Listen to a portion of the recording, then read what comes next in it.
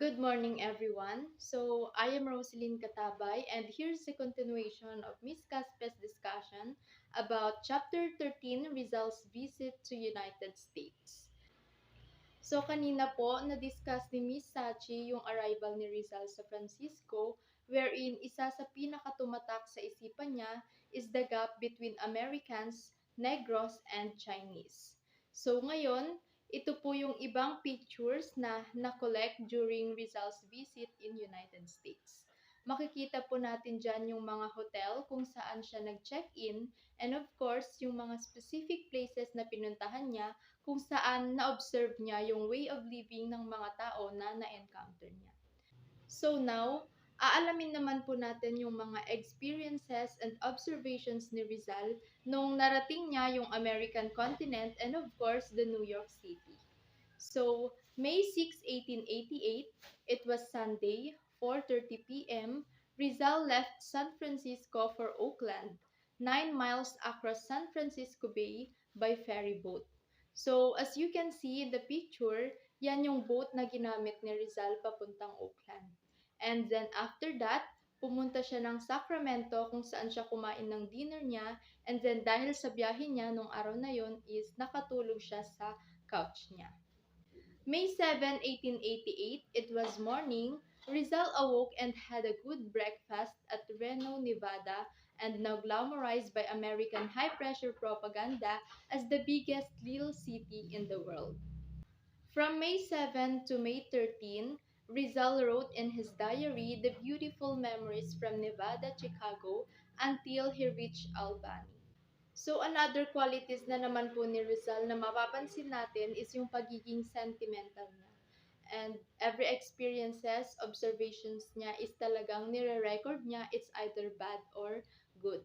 Which is isa yon sa mga way niya para makilala yung strengths and weaknesses ng mga countries and maipag-compare niya so that may mga valid informations siya sa paggawa ng mga writings niya. Before na nakarating sa New York si Rizal, marami pa siyang dinaanan such as Utah, where he saw Mormons, and also sa Colorado kung saan nakita niya yung mga pine trees. And then, nadaanan niya din yung Missouri River na twice as big as Pasig River. And lastly, nakita niya yung Hudson River from Albany. After that, May 13, 1888, it was Sunday morning when Rizal reached New York. He stayed 3 days in this city, which he called the Big Town. Natawag ni Rizal ang New York City na Big Town kasi para sa kanya, lahat ng nakikita niya doon is bago. Siyempre, nasanay si Rizal na yung mga buildings na nakikita niya is makaluma or mga antique. And unlike sa New York, yung mga buildings nila doon is very upgraded and yung materials na ginamit is kakaiba kung i-compare sa mga nakasanayan niya. And then, nagstay siya ng 3 days doon and isa sa mga lugar na pinuntahan niya is yung mga scenic and historic places sa New York. May 16, 1888, Rizal left New York for Liverpool on board the city of Rome. Tulad po ng makikita niyo sa picture, according kay Rizal, that steamer is the second largest ship in the world noong kapanahunan niya. And then, Rizal saw the Statue of Liberty on Bedloe Island. Isa din yan sa pinakamagandang experience na nangyari kay Rizal noong pumunta siya sa New York where he saw the thrilling sensation of the Statue of Liberty. Now, let us proceed the impressions of Rizal about United States.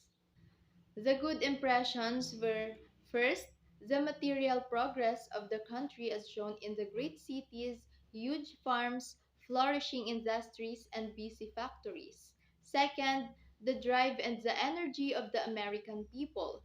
Third, the natural beauty of the land. Fourth, the high standard of living. And then lastly, the opportunities for better life offered to poor immigrants. One bad impression Rizal had of America was the lack of racial equality. Rizal's impression of America is the land of par excellence of freedom, but only for white. As for my reflection, Rizal's purpose for traveling the world was to learn more and bring home knowledge. Rizal thought America was a promised land for those who work hard to better themselves, but he was not impressed by it.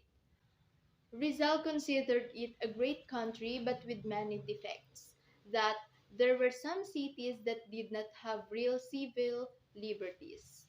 But for all his urban European sensibilities, Rizal was still very Filipino. Sooner or later, every one of us is going to be unfairly treated. There are times in life when we are treated unjustly. Sometimes you could find out you make less than someone else in the same job.